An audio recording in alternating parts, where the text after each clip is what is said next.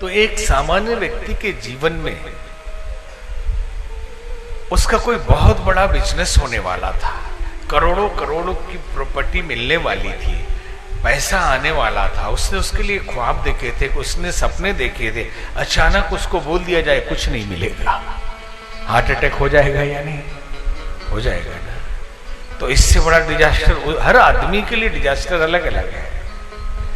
Building के लिए, धरती के लिए डिजास्टर है भूकंप, लेकिन आदमी के लिए डिजास्टर है उसका धन छिन जाना, उसका गौरव छिन जाना, उसका पद छिन जाना।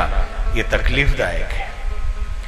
तो एक युवराज को युवराज बनने की घोषणा हो गई, सब कुछ मिलने वाला है, अयोध्या के राजा बनने वाले हैं, और रातों रात सब कुछ बदल गया। और सुबह बोल दिया गया कि कुछ नहीं, अब वनवास जाने वाले। तो क्या होगा?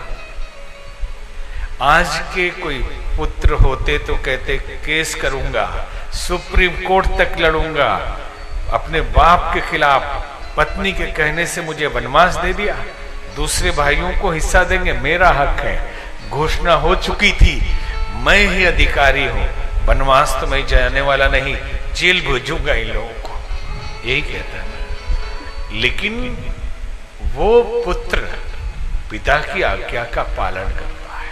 यह केवल संकेत किया जा रहा है कि जीवन के हर पक्ष के लिए समाधान आपको पर्याप्त है, हर जगह है, और कथा की अपनी महिमा है।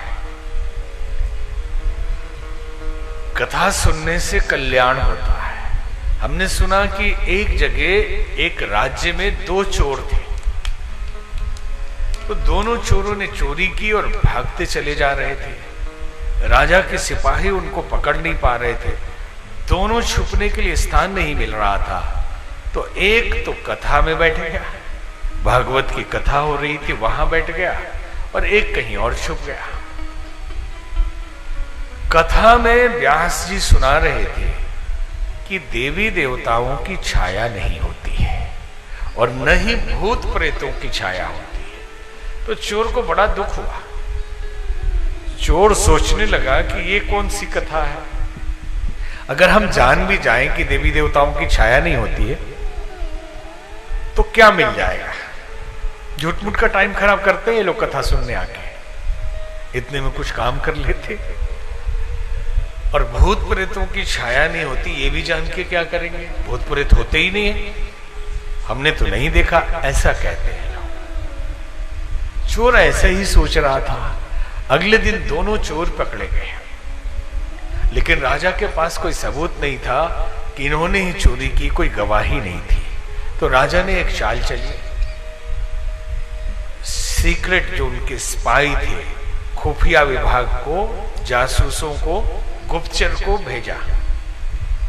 काली माता जो बहरूपिया आते हैं ना, चार हाथ जीभ निकाल के, काला काला चेहरा शरीर करके, वैसा ही भेजा। और ऊपर से उतरा बहरूपिया काली माता बन के, जीव लपलपाते, बोला मैं काली खप्पड़ वाली मन की बात जानती हूं, तुम दोनों चोर हो और तुम दोनों ने चोरी की, अगर स्वीकार कर लो तो सजा माफ। तो एक चोर तो तुरंत चरणों में गिर गया, हे मैया, हे काली माई, हे भैरवी, आप तो सब जानती हैं, एक बड़ी मजबूरी में चोरी करता हूं। दूसरे चोर ने देखा बत्ती जल रही है, काली माता की छाया सामने है, तो उसने सोचा अगर कथा में व्यास जी जो बोल रहे थे सच है तो ये काली माता नहीं है।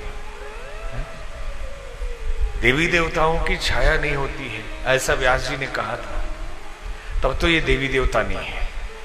तो व्यास जी सच है कि काली माता सच है? चलो एक बार कथा में भरोसा करके देखता हूं। चरणों में गिरा और बोलने लगा, मैया आप तो सर्वज्ञ है, सर्वद्रष्टा है, त्रिकालदर्शी है, आपको तो पता है कि जीवन में मैंने कभी भी चोरी की ही नहीं। तो गुप्तचर जो बहरूपिया था बोला, हाँ बेटा तूने तो कभी चोरी की ही नहीं, चोर तो ये है जिसने स्वीकार किया है।